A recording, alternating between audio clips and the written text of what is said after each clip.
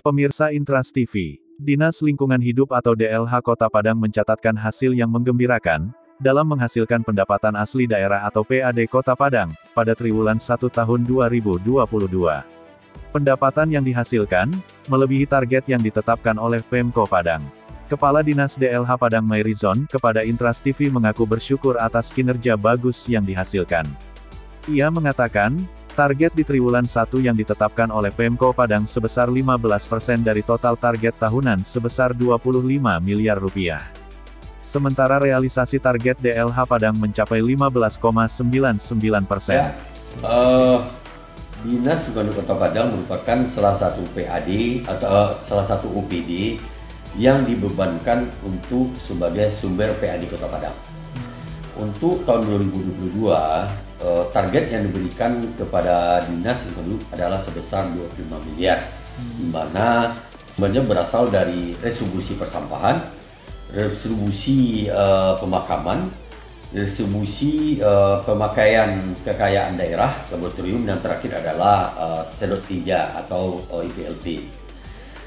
Dalam penghitungan PAD ini, kita dibagi atas 4 triwulan. Triwulan pertama target 15%, yang kedua 40%, ketiga 70%, dan terakhir 100%. Target yang diberikan kita 15%, kita mencapai 15,99%. Jadi target PAD yang dibebankan ke Dinas Hidup untuk triwulan pertama itu tercapai. Kata Mairizon, sumber pendapatan terbanyak DLH Padang berasal dari pungutan retribusi sampah yang bersumber dari Perumda Air Minum Kota Padang serta staf kolektor DLH sendiri. Dari target tahunan 21 miliar rupiah, di triwulan 1 ini telah mencapai 15,43%. Sumber pendapatan terbesar kedua adalah dari retribusi tempat pemakaman umum, TPU. Dari target 3,4 miliar rupiah, di triwulan 1 mencapai 22,31%. Sektor pada pendapatan ini bersumber dari TPU Tunggul Hitam, TPU Air Dingin dan TPU Bungus. Selanjutnya sumber pendapatan DLH berasal dari pemanfaatan aset negara yang dihibahkan ke daerah. Di DLH, aset tersebut berasal dari laboratorium yang disumbangkan Kementerian Lingkungan Hidup dan Kehutanan sejak 2010. Target pendapatan di sektor laboratorium mencapai 301 juta rupiah. Di triwulan 1 ini telah mencapai 34,78%.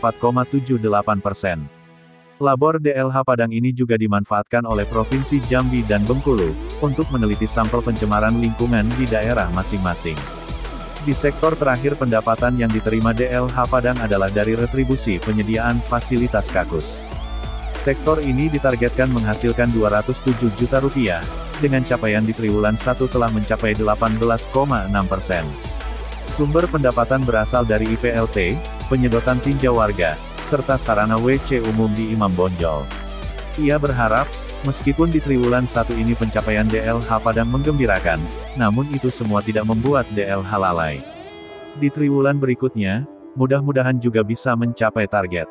Ridho Syarlinto, Intras TV, melaporkan.